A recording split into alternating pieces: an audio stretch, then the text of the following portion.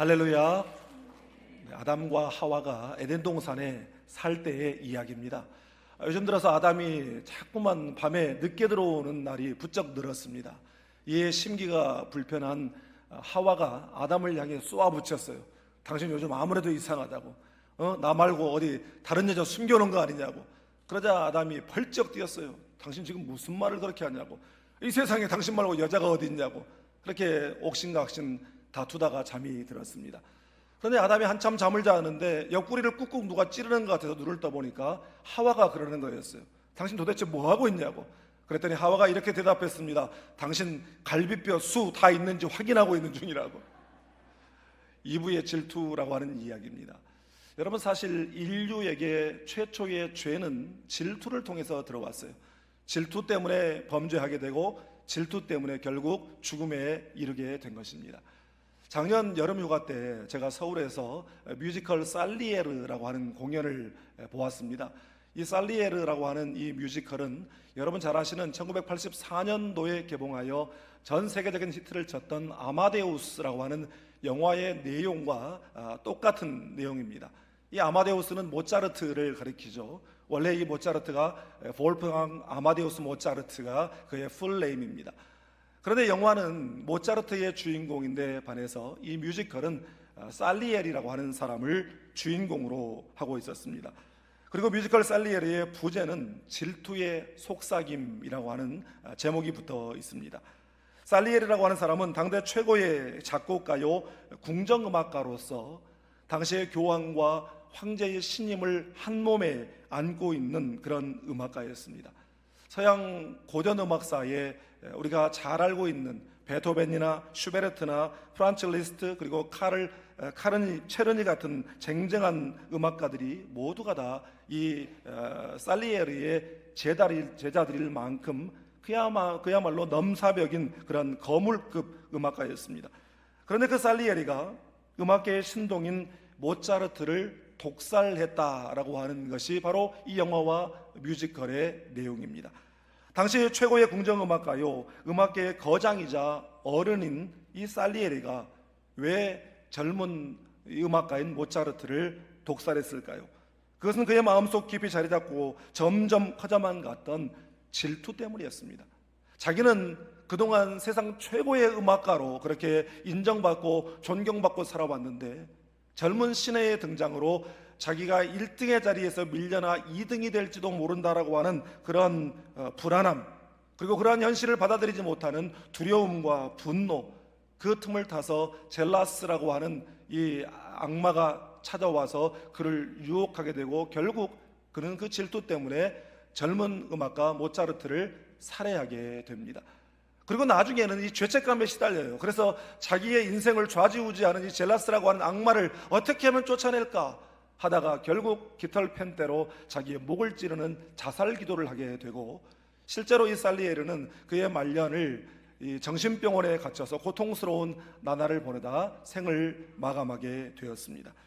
오늘 본문에도 최고의 조건과 위치를 갖고 있음에도 불구하고 질투심에 사로잡혀서 그야말로 질투의 화신이 되어 스스로를 망가뜨린 인물이 등장합니다. 오늘 본문 시작하는 6절 말씀을 보면 본문의 배경이 나와 있어요. 오늘 본문의 배경은 오늘 본문의 앞장인 사무엘상 17장에 이스라엘과 블레셋 사이에 전쟁이 벌어졌죠. 그런데 블레셋의 천하무적의 장수 골리앗이 등장하는 바람에 왕도 군대도 백성들도 모두가 다 벌벌 떨고 감히 나서서 싸워보지 못하고 있었는데 이 소년 다윗이 그 앞에 나타나서 하나님의 이름으로 달려가 이 골리앗을 무너뜨리고 그야말로 정말 전설적인 승리를 거두게 됩니다. 그리고 돌아오는 그 승리의 개선 행렬이 있었고 그 승리의 개선 행렬을 여인들이 정말 모든 지방에서 다 나와서 기뻐하며 춤추며 노래하고 또 손에 소고를 들고 경쇠를 치며 그렇게 환영하는 그런 장면입니다. 여기서 이 소고라고 했지만 소고라고 번역한 히브리어 토프라고 하는 단어는 탬버린에 더 가깝고, 경쇠라고 하는 말 요즘에 잘 쓰지도 않는 말인데 이 말은 트라이앵글을 가리킵니다. 이것들을 손에 들고 와서 춤추며 노래하며 그렇게 환영했습니다. 그런데 그때 부른 여인들의 노래가 사울의 심기를 불편하게 만들었어요. 결국 사울은 다윗을 상대로 극심한 질투심에 사로잡히게 되었습니다.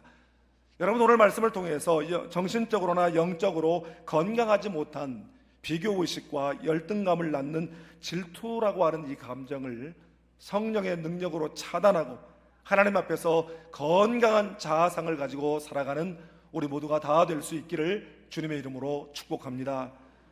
먼저 오늘 본문 7절 말씀을 함께 읽겠습니다. 여인들이 뛰놀며 노래하여 이르되 사울이 죽인 자는 천천히요 다윗은 만만이로다 한지라. 아멘. 여러분, 여인들이 부르는 노랫소리를 듣고 사울이 불쾌하여 분노했다라고 말합니다. 한마디로 마음이 상한 거죠. 여러분, 그런 상황 속에서 우리가 사울이라고 해도 기분이 별로 좋지는 않을 거예요.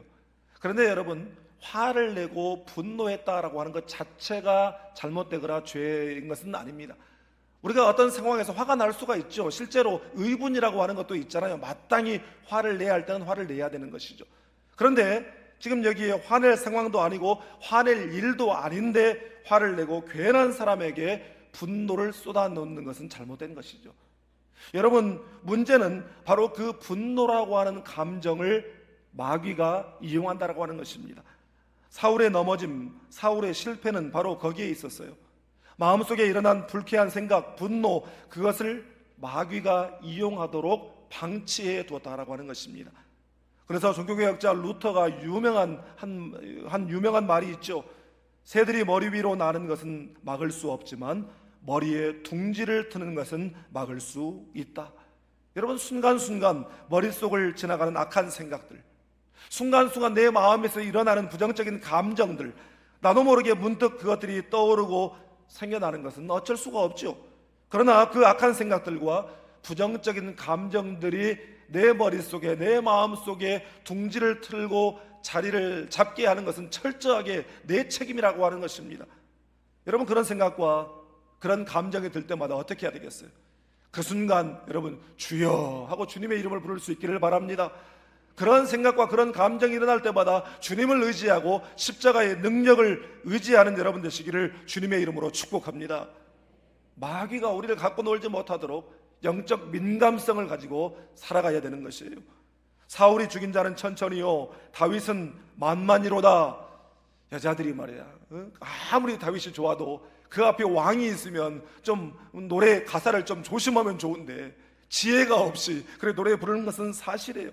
여러분, 그렇지만 이 사울이 왕답게, 어른답게, 대범하게, 여러분, 그렇습니다. 하나님이 우리 민족을 위해, 우리 나라를 위해서 장차 큰 인물이 될 사람을 우리에게 보내주셨습니다. 우리 다 같이 나와서 이 젊은 영웅을 칭송합시다, 환영합시다 그랬더라면 여러분 얼마나 멋있는 장면이었겠어요. 실제로 6절 말씀의 그 마지막 부분을 보면 여인들이 나와서 춤추며 노래하며 악기를 연주하면서 누구를 환영하러 나왔다고 했습니까? 분명히 왕 사울을 환영했다 그랬습니다. 여러분, 지금 사람들은 왕을 환영하기 위해서 나왔어요. 노래 가사가 조금 지혜가 없긴 했어요. 왕 다윗 대단하다 이런 가사가 있기는 했지만 사실 거시적으로 보면, 결론적으로 보면 사울 왕의 통치의 승리입니다 라고 하는 이런 칭송의 노래였습니다. 여러분, 기분 나빠할 일도 아니고 질투할 일은 더더욱 아니죠. 그런데 사울은 혼자 기분이 나빠졌고 그날 후로 사울이 다윗을 주목했더라 라고 말하고 있습니다. 이 9절 말씀을 GNT 영어 성경은 So he was jealous and suspicious of David from that day on. 그날 이후로 사울은 다윗을 질투하고 의심의 눈초리로 바라보기 시작했더라 이것이에요. 여러분, 질투가 생겨나면 괜히 비교의식이 생겨나요. 비교의식이 생겨나면 상대방을 경쟁 상대로 바라보게 됩니다. 그러면 관계가 깨어지게 되는 것이에요. 그래서 C.S. 루이스 교수는 그에 져서 스크루테이프의 편지에서 이렇게 말했습니다. 질투는 지옥의 즐거움이다. 내가 가지지 못한 것을 누가 누린다는 사실은 내가 고통당하는 것보다 더한 괴로움이 된다. 여러분, 질투라고 하는 것은 누군가 질투를 품으면 지옥에서는 난리가 나요. 좋아서 잔치가 벌어져요. 그리고 그 사람이 병들었거나 어떤 실패를 해서 당하는 고통보다 그 질투 때문에 스스로 당하는 고통이 훨씬 더 크다는 것이에요. 제가 미국에서 첫 목회를 시작할 때 그 교회 부임을 했더니 충성스러운 젊은 집사 가정이 있더라고요. 그 가정에 식사 초대를 받아서 가서 대화를 하는 중에 참 놀랍게도 그 남자 집사가 저하고 나이도 동갑이고 고향도 동양이고 아이들도 나이가 비슷한 거예요. 얼마나 반가워요. 말도 통하는 것 같고 너무 좋죠. 아니 그런데 제가 목회하는 동안 그 충성스럽다던 사람이 점점 이 사람이 얼굴이 보이지 않게 되고 있어야 할 자리에 잘 안 나타나게 되는 거예요. 왜 그럴까 생각하고 있는데 그 집사하고 친한 한 집사님이 저한테 와서 그런 이야기를 해주는 거예요. 목사님, 아무래도 김 집사가 목사님에 대해서 질투를 하는 것 같아요. 나이도 같죠, 고향도 같죠, 애들도 같죠. 자기가 볼 때는 목사님 특별할 것도 없는 것 같은데 부모 잘 만나가지고 모태신앙으로 태어나고 공부 많이 하고 결정적으로 38살 나이 동갑인데 자기는 집사고 목사님은 담임 목사고, 그러면서 그러는 거예요. 목사님이 좀 풀어주셔야 되겠어요. 내가 어떻게 풀어줘요 그것을? 내가 안모태 신앙으로 다시 태어나야 됩니까? 아니면 저기 강원도에서 다시 태어나야 됩니까? 목사직을 내려놔야 됩니까?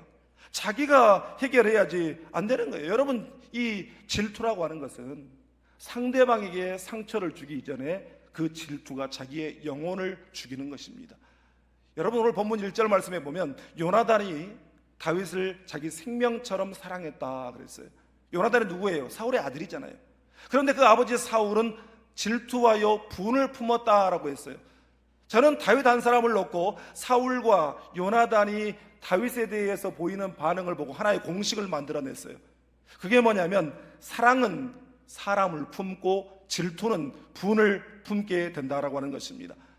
여러분이 공동체 안에서 누군가에 대해 비교의식에 빠져서 감정적으로 경쟁하는 것이 아니라 삼위일체 하나님께서 우리의 구원을 위하여 동역하시는 것처럼 서로를 동역자로 바라볼 수 있기를 주님의 이름으로 축복합니다. 부탁드리기는 저와 동갑인 분들 저를 좀 많이 봐주세요. 양복 입고 앞에 서 있으니까 뭐 그럴싸하게 보이지만 알고 보면 저도 불쌍한 사람이에요. 여러분, 우리가 서로를 동역자로 여기고 서로를 위해서 중보기도로 축복하는 공동체가 될 수 있기를 주님의 이름으로 축복합니다. 다음으로 본문 14절을 함께 읽겠습니다. 다윗이 그의 모든 일을 지혜롭게 행하니라. 여호와께서 그와 함께 계시니라. 아멘. 여인들의 노래소리를 듣고 심기가 불편한 사울이 그 불편한 심기를 표출한 첫 마디가 뭐였냐면 그가 더 얻을 것이 나라 알고 말고 무엇이냐. 여러분, 이 말에서 사울의 관심사와 사울의 민감한 부분이 무엇인가가 잘 드러나 있어요. 뭐예요? 왕좌예요. 왕좌. 왕의 자리에 사울은 지금 민감한 것입니다. 그도 그럴 것이 사울은 얼마 전에 사무엘로부터 하나님이 당신을 버려 더 이상 왕이 못되게 하셨다, 하나님의 마음에 맞는 다른 사람을 구하여 이스라엘의 목자가 되게 하셨다라고 하는 말을 들었어요. 그렇기 때문에 그런 비슷한 말만 들으면 민감해지고 심기가 불편해지고 집착을 더 했는지도 모르겠습니다. 사울은 다윗이 자기의 왕좌를 위협한다고 생각하니까 불안하고 두렵고, 그래서 저놈 더 크기 전에 일찌감치 싹을 잘라버려야 되겠다 생각하고 죽일 목적으로 지금 다윗을 향해 창을 2번이나 던졌다고 했습니다. 여러분, 사람이 어떤 자리나 어떤 직분에 집착하게 되면 이렇게 사람이 취해지는 것이에요. 나는 여러분이 우리의 관심이 어떤 자리나 직분에 있는 것이 아니라 하나님의 뜻에 관심이 있고 말씀 순종에 관심이 있고 하나님 영광에 관심이 있기를 주님의 이름으로 축복합니다. 그런데 사울의 모습과 너무나도 대조적인 다윗의 모습을 한번 보십시오. 여러분, 지금 사울이 다윗에 대해서 시기질투하고 비교의식에 사로잡혀서 미워하고 제거해버리려고 하고 그런 마음을 품었는데 아무리 다윗이 어리기로서니 그거 모르겠어요. 다윗이 얼마나 영특한데요. 여러분, 사람은요, 상대방이 저 사람이 나를 좋아하는지 안 좋아하는지 다 알아요. 여러분 알잖아요. 강아지도 저 사람이 나를 좋아하는지 안 좋아하는지 다 알아요. 그런데 만물의 영장인 사람이 그걸 모르겠어요? 여러분, 죄송하지만 발달지체 장애인들, 우리 사랑부 친구들 있잖아요. 이 친구들도 저 사람이 나를 좋아하는지 좋아하지 않는지, 진짜 존중하는지 그렇지 않은지, 뭐 교회에 왔으니까 목사니까 장로니까 권사니까 관심 있는 척 사랑하는 척 그렇게 쇼업하는지 진심인지 그들도 다 아는 거예요. 여러분, 아무리 어려도 사람들은 다 똑같이 느끼는 것입니다. 여러분, 그러므로 바라기는 우리 공동체에서는 상대가 누가 됐든지 진심으로 존중하고 사랑할 수 있기를 바랍니다. 왜 그렇게 해야 되냐면, 그도 나와 똑같이 하나님의 사랑받는 자녀이고, 그도 나와 똑같이 예수 그리스도께서 당신의 보혈을 흘려 구원하신 자녀이기 때문인 줄 믿습니다. 다윗은 그 분위기를 다 알고 있어요. 그런데도 자기를 죽이려고 하는 그 사울 앞에서 평소와 다름없이 묵묵히 수금을 연주하고 있었습니다. 여러분, 어린 다윗이 그렇게 마음적으로, 정서적으로, 영적으로 여유를 가지고 있었던 비결이 뭐였을까요? 12절 말씀을 보니까 여호와께서 다윗과 함께 계심으로, 할렐루야. 여러분, 내 마음이 하나님의 임재로 충만하게 되면 어떤 상황을 만나도 흔들리지 않게 되는 것입니다. 오히려 자신감이 생기고 당당해지고 여유가 생기게 되는 것입니다.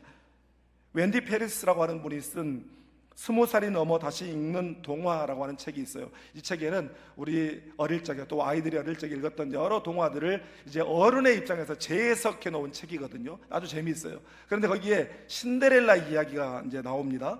그동안 신데렐라는 예쁜 얼굴 하나 믿고 그것을 무기로 능력 있고 돈 많은 남자를 만나서 팔자 고친 아주 영악한 아이다, 이런 오해를 받아왔다는 것이에요. 그런데 이 작가는 말하기를 신데렐라의 최대의 강점은 얼굴 예쁜 게 아니라는 거예요. 그가 가진 자신감이었다는 것입니다.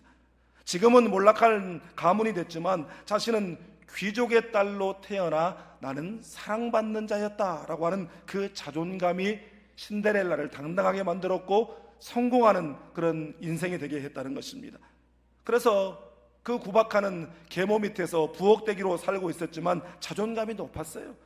파티에 가서도 다른 그 자매들은 지금 그 왕자에게 잘 보이려고 틈만 나면 화장실 가서 화장 뜯어 고치고 와서 막 하고 있는데, 신데렐라는 왕자를 만나서도 당당했어요. 그리고 12시가 돼서 종이 울리자 이제 돌아가야 되니까 급하게 가다가 신발 한 짝을 잃어버렸는데 그때도 전전긍긍하지 않았어요. 왕자가 정말 나를 사랑하면 나를 찾아오겠지 하는 그런 배짱이 있었습니다. 그랬더니 정말 왕자가 찾아왔고 신데렐라를 궁전으로 데리고 갔다는 것입니다. 신데렐라의 마음속에는 내가 지금 비록 초라하게 보이지만 부엌대기로 일하고 있지만 나는 원래 귀족의 딸이다, 이런 자존감이 있었기 때문에 어디를 가든지 기죽지 않고 당당할 수 있었다는 것입니다. 여러분, 이 말과 관련해서 헨리 나우에는 그의 책 영적 발돋움에서 이런 말을 했습니다. 우리는 우리가 가진 것, 우리가 하는 일, 사람들이 우리에 대해서 말하는 것에서 자존감을 찾지만 진정한 자존감은 우리가 하나님의 자녀라고 하는 사실에서 나온다. 여러분, 그렇죠. 지금은 내 모습이 초라해 보이고 약해 보이고 사람들로부터 한참 뒤처져 보이는 것 같지만 여러분, 우리는 변함없이 하나님의 자녀인 줄 믿습니다. 내 안에 하나님이 살아계시고 하나님이 나를 향해서 내가 너를 보배롭고 존귀하게 여기노라 말씀하시는데, 여러분, 아쉬울 게 뭐가 있어요? 세상 앞에서 우리가 주눅들 일이 뭐가 있습니까?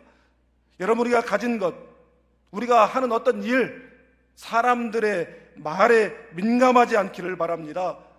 여러분, 우리 모두는 다 천국의 신데렐라예요. 실패해도, 병들었어도, 가난해도 온 우주의 주인이신 하나님의 자녀라고 하는 이 사실은 절대로 변치 않는다는 사실을 기억하는 여러분 되시기를 주님의 이름으로 축복합니다. 영적 자신감이 있는 사람은요, 낮은 자리에 내려가서 섬겨도 뭐 기분 나쁘거나 그게 상처가 되거나 너 어디 한번 두고 보자 그러면서 속으로 칼을 가는 것이 아니라 하나님의 아들이시며 왕 중의 왕이신 예수님께서 종처럼 낮아져 제자들의 발을 씻어주셨던 것처럼 성령의 감동으로 섬김 나눔의 삶의 감동을 실천하여 그것이 곧 나의 기쁨이 되고 그것으로 하나님께 영광을 돌려드리게 되는 줄 믿습니다. 이번 중고등부 일본 단기 선교팀의 일정 가운데 나가사키시에 있는 니시자카 언덕의 26인 성인 순교 기념관을 방문하는 시간이 있었습니다. 잘 아시다시피 일본의 도요토미 히데요시가 임진왜란을 일으켰어요. 그런데 번번이 해전에서 이순신 장군에게 패하게 되자 이제 전쟁의 폐색이 짙어진 1597년에 도요토미 히데요시가 일본으로 돌아갑니다. 백성들이 전쟁의 그 실패에 대한 책임을 물을 것 같고 또 반란이 일어날 것 같으니까 이제 그것을 대비하기 위해서 공포정치의 일환으로 그 당시 인구의 10%를 차지하고 있었던 기독교인들을 박해하는 일을 선택합니다. 그래서 그 당시에 일본의 수도였던 교토에서 활동하고 있었던 6명의 서양인 선교사와 20명의 일본인 신자들을 붙잡아다가 교토에서부터 800km나 떨어져 있는 이 나가사키시까지 맨발로 밧줄에 묶어서 그곳으로 끌고 갔어요. 가는 동안 그들을 괴롭히고, 가는 동안 동문에서 또 예수 믿는 사람 붙잡아다가 또 참수하고, 그러다가 마지막 이 니시다카 언덕에 골고다 언덕처럼 그들이 십자가를 메고 올라가 그곳에 십자가 처형을 당하게 만들었습니다. 26인의 순교 성인 중에는 14살, 13살, 12살 어린 10대 소년들이 3명이나 들어있었어요. 그런데 그 중에서 가장 어린 12살 난 소년이 그때 했다는 그 말이 우리의 가슴을 울렸습니다. 부모를 따라 그 먼 거리를 따라온 그 어린 소년이 자기 부모가 십자가에 매달릴 때 내 십자가는 어디 있습니까? 라고 외쳤어요. 내 십자가는 어디 있습니까? 예수님처럼 짊어질 내 십자가는 어디 있습니까? 일본 병사들이 꼬마는 가라고 밀어냈어요. 아니라고, 내 십자가를 달라고, 나도 저들과 함께 십자가에 매달리겠다고 그렇게 간청하자 일본 병사는 십자가를 내어주고 그도 또한 십자가에 달리게 했다는 것입니다. 사랑하는 여러분, 하나님의 사랑은 죄인을 품기 위해 독생자 예수 그리스도를 이 땅에 보내셨습니다. 그러나 사람들은 예수 그리스도를 질투했어요. 특별히 바리새인과 서기관과 같은 종교 지도자들은 예수님을 향해 그들의 분을 품게 되었습니다. 죄인된 인간을 품은 사랑과 분노를 품은 질투가 만나는 자리가 바로 십자가였어요. 그런데 그 십자가가 시기와 질투, 분노와 미움의 쓴뿌리를 사랑으로 녹이고 치유하는 능력의 자리가 된 줄 믿습니다. 미움, 다툼, 시기, 질투, 분노의 그 사탄의 속삭임을 사랑의 십자가로 차단하고 영적 자존감을 가지고 건강한 자아상으로 하나님 안에서 참된 기쁨을 누리고 그 기쁨으로 가정을 살리고 또 우리 사회를 살리고 공동체를 살리는 우리 모두가 다 될 수 있기를 주님의 이름으로 축복합니다. 기도하겠습니다.